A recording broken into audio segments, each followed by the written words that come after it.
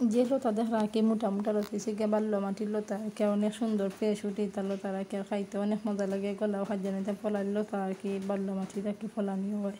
তো লতাগুলো মোটা মোটা দেখলো অনেক মজা আর কি গলার মাঝে খাদ্য হয় না অনেক লেবুর রস দিয়ে বা অমনি ফাপ দিই নাকি। তো আমার শাশুড়ি খেয়ে দিছিলাম আমার আম পাতা দিয়ে ফাপ দিতাম আর কি আম পাতা দিয়ে ফাপ দিল আবার কি কিতা হয় না আর কেউ যে খাদ্য হয় না আর কি গলা। তো আমি খাটল বিছাকে আলাদা উনা দিছি আর লতা আলাদা উনা দিছি আর কি ফাপ দিছি আর কি দুইটা আলাদা আলাদা হইলা।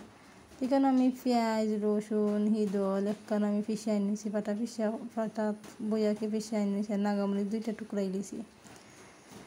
তারপরে আর কি আমি এখানে উনা দেওয়ার পরে সপ্তাহ রেডি হইলে আর কি আমি ডেগুলি নিলাম লতাটা নিলাম আর কি আবার কাঁঠাল বীজ দিলাম আর কি। তো আমার কি সারানোর মাঝে নাগামরিচ দিলে যে মজা লাগে আমরা সিলেটি যারা এটা স্বাদ বুঝবো আর কি অনেক মজা হয় কি কেন পরিমাণ মতো লবণ দিলাম হলুদ দিলাম আবার তারপরে মশলাগুলো একটু কমাই দেবেন নাগামরিচ বেশি দিয়েছি। যারা যারা আমার ভিডিও ভালো লাগে আর কি তারা কইরা আমাকে আমার ভিডিওগুলো লাইক কমেন্ট শেয়ার করবা ইউটিউবে গিয়ে সাবস্ক্রাইব করে দিবা।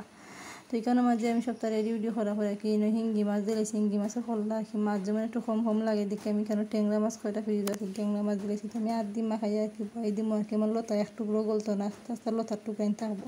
তো দেখো যে মজা হয়েছে আর কি খাইতে সবে মাসাল্লাহ হইবা আর কি আসলে অনেক মজা হয়েছে আর কি জানো না নমন মজা লাগে আর কি আমরা সিলেটি যারা খাই আর কি।